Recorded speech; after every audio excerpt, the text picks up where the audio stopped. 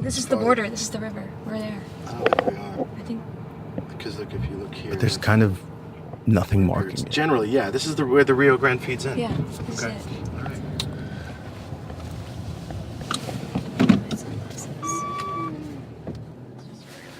Nice.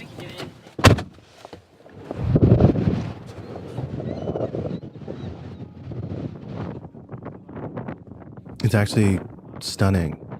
It's open sand, relatively barren. But the strangest thing is there's no beginning of the border. There's no checkpoint. So basically to cross, you just have to ford the Rio Grande, which is, like 40 feet across maybe. Sort of surreal that with all this talk about border security, the very beginning of the border is nothing more than, a glorified stream.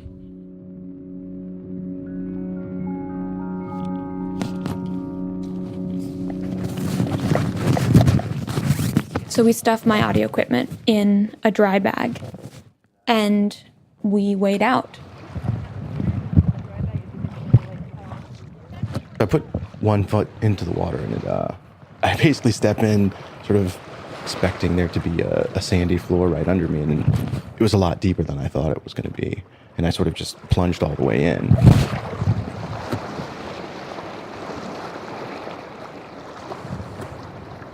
Suddenly start getting sucked down the river. Immediately you feel the pull of the current, and it starts to drag you quickly out towards the ocean. So I started swimming as fast as I could, and then after maybe 30 seconds, I wound up on the other side.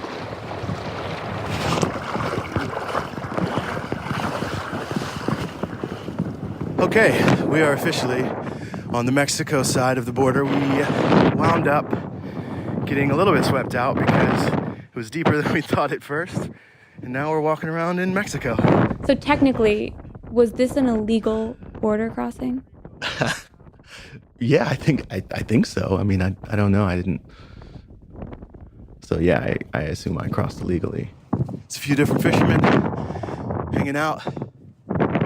So on the other side, kind of walked around, sort of surveyed the area, and I noticed this super sketchy looking van. It was one of those old vans your friend's mom had in high school with like the curtains on the windows and like big plush velvet seats, but this thing was like super rusted out and corroded. And I thought, that's way too obvious. There's no way that's like some narco or smuggler's van sitting here. It's just like Central Casting's idea of what a smuggler would be driving. But it pulled up, and even before anybody got out, I looked at the driver and I could just tell. And another guy jumped out of the car and he asked us, "Who crossed you? ¿Quién te cruzaron?" What do you think he meant when he said who crossed you? I think he meant to ask, like, on whose permission are you crossing? Why are you here? This was an area he clearly felt belonged to him and the people he was with. And us crossing into it was crossing into their space, potentially conflicting with their interests. And he wanted to know, on whose authority had we done that? Were we associated with somebody? Did we have permission? And otherwise, just to let us know, like, no, you can't be here.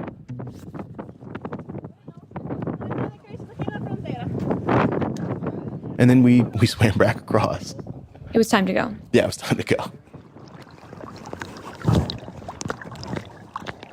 It was interesting. All this time we're looking for some sign of the border, some presence that is going to be monitoring us. And it turned out there was. It just wasn't who we thought it was going to be. And I'm still not exactly sure who they are.